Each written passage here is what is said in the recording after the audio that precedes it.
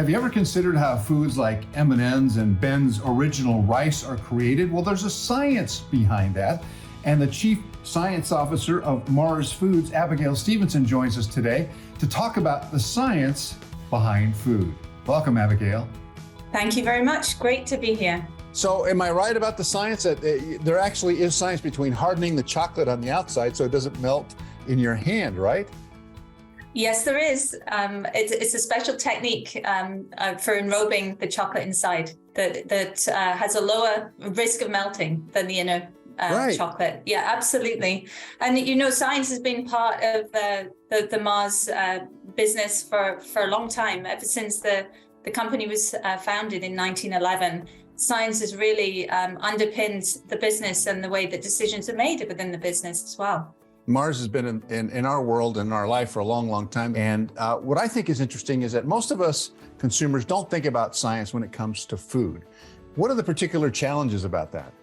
Well, I think food is a very emotional topic, as well as being very functional and delivering essential nutrients that we need to be healthy and to live a life. It also fulfills many other roles in our lives. It's part of our social life, it's part of our family life, and it's essential. You know, our planet provides the food, and increasingly we see a real connection between human health, sustainability, and the health of our planet.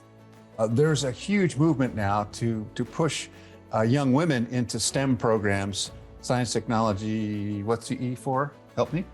Engineering and math. So there you go. You can tell that I was not a STEM student, but there has been quite a push to move women into science and into STEM projects. Tell me why that's important for young women to look into. You obviously did it as well.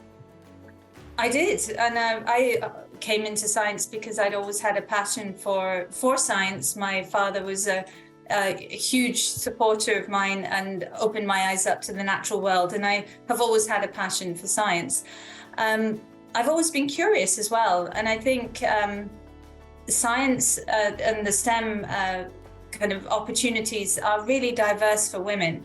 And certainly in Mars, I have always felt that they're a company that fully embraces equality, diversity, inclusion. And today in research and development within Mars, we have more women than men. We have some really interesting statistics around the diversity within our organization, and research and development really seems to be a place where women can thrive in Mars.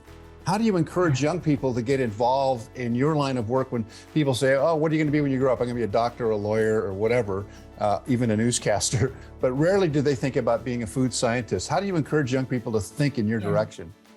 Well, I was much the same 30 years ago when I was looking for my first full-time job on leaving university. I was looking around for exciting opportunities. And Mars provided me one. As a research scientist, I started in our pet care business, actually working on pet foods and the next innovations in improving pet health. And little did I know at that time that I would be with the same company for 30 years. And over that time, I've had the opportunity to work in such diverse areas of science, as well as the pet science. I've worked on food safety science. And today I work on science of the future in areas like packaging, sustainability, the new technologies we're going to need to meet the future of our business by 2050. And never would I have imagined when I first joined Mars that I would have the opportunities that I've had within the company. So my advice would be to really open your eyes to opportunities and think really broadly. As a scientist, Mars is a fantastic company with such diverse opportunities. You're involved in something called the Advanced Research Institute. What is that specifically? Yes. As part of my science group, we have a team dedicated to exploring the future frontiers of science, the real emerging science and technology that is often a decade or more, even longer, away from application. But they are the potential solutions to some of these grand challenges we face in topics like packaging, in crops of the future and sustainable supply chains, food and innovation of the future. different ways to produce ingredients. And my team are exploring that new frontier, really looking for those sparks that will fuel innovation of the future within our organization. It's a very exciting place to be. Yeah, I was going to say it's so exciting, and you consider the fact that the area that you're in touches every single human being on the planet. You're not just you're producing for a segment or demographic. It's really the whole world. Absolutely, it is. And we are part of food supply chains around the world. And we have a responsibility to think about future generations in the way that we do business. And it's really why, we think about the Mars purpose as, a better world tomorrow, really. How through the way we do business today, we create that better world tomorrow.